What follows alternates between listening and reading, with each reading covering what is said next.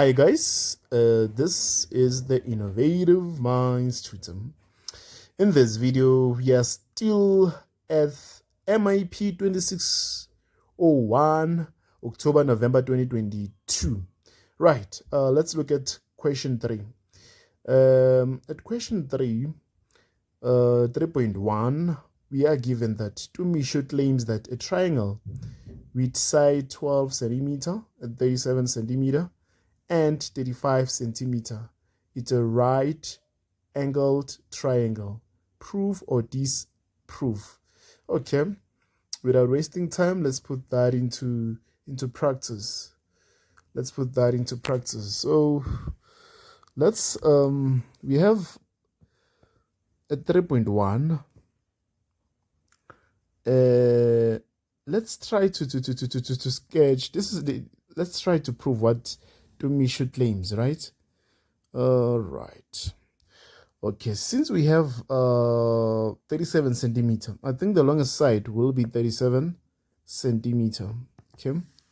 Right. Then the opposite side, let it be 35 centimeter. 35 centimeter. Then what do we have there? Then the adjacent side is this one, which will be 12 centimeter. So to prove, we have to prove using a theorem of Pythagoras, which states that x squared plus y squared is equals to r squared. Right. So to make life easier, remember that we said that the hypotenuse is given as it's r squared, which is equals to 37, right? So let's do that. So from here, sorry for that. Let's say our r is it's 37. No? So let's put this. We have our opposite. When you're standing here, your opposite side will be this, and this will be your adjacent side. So we let this be x, and we let this be y. So we are having 12 squared. We're also having 35 squared, which is equals to r squared. So to make life easier, we will do certain calculations. When we know that 12 squared will give us 144. Sorry for that. It's not 114, it's 144. So we have 35 times 35. That will be 1,225, right? Which is equals to r squared. So from here, we will add this. Let's add 144. 144 plus 1,225. That will give us 1,369, which is equals to r squared. Remember, we said that our r, it's which is the hypotenuse. If here we get r is equals to 37, that means this is a right triangle. So let's see. So what is the square root of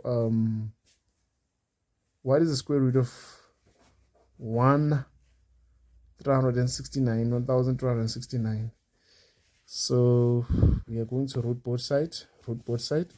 So the square root of 369 is 37. So the claim was true. So the claim, Tumisho's claim is true. So I approve here. Instead of disprove, I approve. I approve. I do not disprove. So Tumelo's claim was right. Tumelo was right when he said that this is a right angle triangle. So this is how you can get marks in 3.1. And another thing, guys, you need to remember that the theorem of Pythagoras works when two sides are given. It works when two sides are given. So let's go to 3.2. At 3.2, we are told that in the diagram below, a circle with center O has points R, Q, P on its circumference, and that the lines OP and OQ and RP are drawn, and OQ is perpendicular to RP. We could see that OQ is perpendicular to RP, and that OP is equals to 10 units. Let me draw the sketch. Let me put the sketch into practice. Let me draw it so that we will put the information into practice. This is 3.2. So we have our chord, which is R. Actually, this is a theorem, guys. This is what we call a theorem, but we call it a center theorem. The theorem states that a line drawn from a center of a circle is perpendicular to the chord and bisects the chord. So we have this triangle here. Oh, sorry for my sketch. This is a right triangle, actually. So we have center O. We also have OQ. Okay. And we also have another triangle here that goes here. Sorry for my drawing. So this is X. Okay. We have X there. So they said that the lines OP, we're being told that OP is equals to 10 units. So let's put that into practice. It's 10 units, which is the hypotenuse, right? So, and we're being told that TP, it's 8 units. So where's T? This is TP. TP is 8 units, meaning that this side it's 8 units. So we can find OT. The missing side here will be OT. How do we get OT? We can use theorem of Pythagoras. Remember, I told you that when you have two sides, you can use theorem of Pythagoras, right? You can use theorem of Pythagoras. So let's see. Okay, looking at this, guys, this is the side we're looking for. We're looking at, this is the side we are going to look at, which is OT. This is OT. It is the one that we're looking for. So I'm going to use my theorem of Pythagoras in this case. Okay. So let's put that into practice. So we have that. So our hypotenuse, it's gonna be OP squared. Then the opposite side is gonna be OT squared. Then we have TP, which is the adjacent side. So it's gonna be TP squared. So your OP, you're given as 10 squared, and your OT is unknown. Then you have TP, guys. So 10 squared will be 100. And this is OT squared plus 64. So the easiest way, guys, is to transpose or take 100 to the other side. Take 64. 64 becomes what? Negative 64, which is equals to OT squared. Okay, so from here you have OT squared. So what is 100 minus 64? That's 36, right? Then we need to find the square root of OT squared. Square root of OT squared is OT. Square root of 36 is 6. So we have this as 6 units, right? Then let's move further. Our goal is to get X, is to get the side, right? Which is QP, right? We need to find the value of QP. So let's go to the side and work it out. Okay. So in this case, we already have OT, guys. We already have OT as 6 units, right? So we already have OT as 6 units. We need to find TQ, guys. For our life to be easier, is to find TQ. How do we get TQ? OQ is formed by OT and TQ. OQ is formed by OT and TQ. So let's put that into practice. Right. I said that OQ is formed by OT plus TQ. Okay. So we know that we have calculated that QT OT, we have calculated that OT is given as 6 units. So we will plug 6 units here. We'll plug 6 units. We will plug 6 units. So what about TQ? We don't know TQ, right? But there is a path. But OP and OQ, they are radi. This is the case. OQ is equals to OP. They are both radi. They are both radi. What do I mean when I say they are both radi? I mean they are both radius, guys. They are both radius from the circumference to the center, as well as this one from the circumference to the center. So in this case, we could say OQ and OP are both radi. Right. Let me show you in this accurate sketch that has been drawn here. You could see, guys, that OQ and OP are both radi. They are both radi, meaning that they are both radius in the simplest explanation. Right. Okay. So let's move, guys. Let's move and see where does this lead us to. Okay. So that was a beautiful 5 marks actually that needs concentration. So from there, we already know that OQ and OP they're equal. They're both equal to 10 units, right? Meaning that where there is OQ, we put 10. So to find TQ, we are going to say take 6 to the other side. That will be 10 minus 6. What is that? It's 4 units. It's 4 units. So already we have found TQ. We already know that here it's 4. Okay, our things are starting to get beautiful now. Right? Remember, let me just put it well here. Here we have OQ. So we can see that this forms 90 degrees as well. It's a right triangle, right? So we have this side. We also have this side. So we have to find this side. We could say this is our hypotenuse, right? For now, we could say that. So how do we calculate the value of x? So we are going to say QP squared. So our opposite side will be TQ squared there, plus TP squared. Right. So this will be x squared where there's QP, because it's the one that we're looking for.